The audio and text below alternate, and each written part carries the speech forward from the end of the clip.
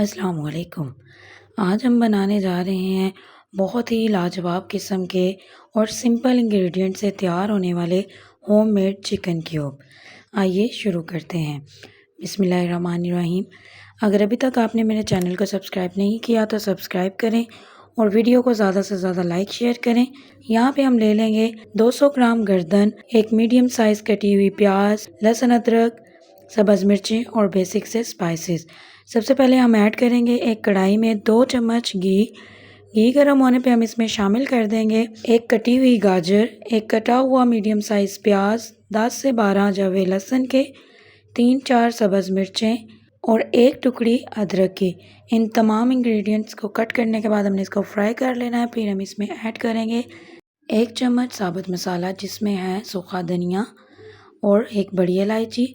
उसके बाद इसमें जाएगा आधा चम्मच चीनी और आधा चम्मच नमक हम इसमें ऐड कर देंगे। फिर इसमें जाएगी आधा चम्मच हल्दी और तमाम स्पाइसेस ऐड करने के बाद हम इसको 3 से 4 मिनट के लिए पकाएंगे।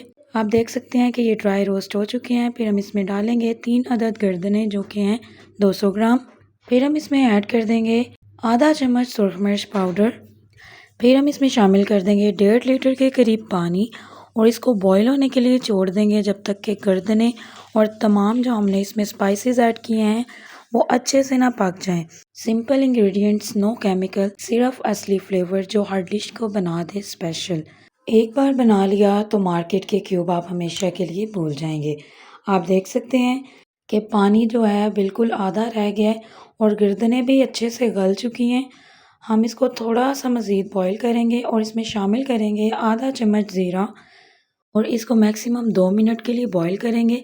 फिर हम तमाम इंग्रेडिएंट्स को सेपरेट कर लेंगे और इनका फाइन सा एक पेस्ट बना लेंगे।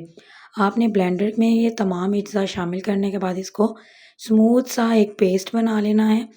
फिर उसी कढ़ाई में हम ये पेस्ट ऐड करेंगे और इसको थिक होने तक अच्छे तरीके से पकाएंगे। मैक्सिमम हमने इसको 10 मिनट तक अच्छे तरीके से कुक करना है ताकि ये एक थिक सा बैटर बनकर तैयार हो। आपने मुसलसल चम्मच हिलाते हुए इसको अच्छे से पकाना है। आप देख सकते हैं कि जो हमारा बैटर है वो अच्छे से थिक होना स्टार्ट हो गया है। आपने मज़ीद इसको पकाना है ताकि ये बिल्कुल अच्छे से थिक हो जाए। आप देख सकते हैं कि ऑलमोस्ट सारा पानी सूख गया है और जो बैटर है वो अच्छे से थिक हो गया और इसने कढ़ाई को भी छोड़ दिया है। यही निशानी है कि ये अच्छे से पक गया है। अब हम इसको ऐड कर देंगे किसी भी ट्रे में। यहाँ पे मैंने एक बेकिंग ट्रे ली है, आप किसी टिफ़िन में भी इसको ऐड कर सकते हैं। हमने इसको ऑयल से ग्रीस करना है, फिर इसमें सारा बैटर जो है शामिल करना है।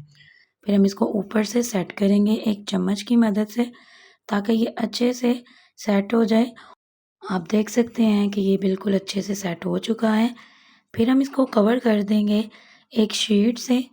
नॉर्मल जो हमारे घरों में शॉपर मौजूद होता है हमने उसको ही कट करके इसके ऊपर लगा देना है और मैक्सिमम 5 से 6 घंटे के लिए इसको फ्रीज़ करना है ताकि ये बिल्कुल हार्ड फॉर्म में आ जाए। फ्रीज़ करने के बाद हम इसको क्यूब्स में कट कर लेंगे और मैक्सिमम आप इसको 1 महीने तक फ्रिज में स्टोर करके रख सकते हैं।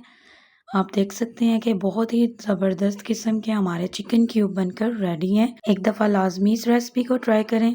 मिलते हैं अगली वीडियो में एक न्यू रेसिपी के साथ। अपना बहुत सारा ख्याल रखें। अल्लाह हाफिज़।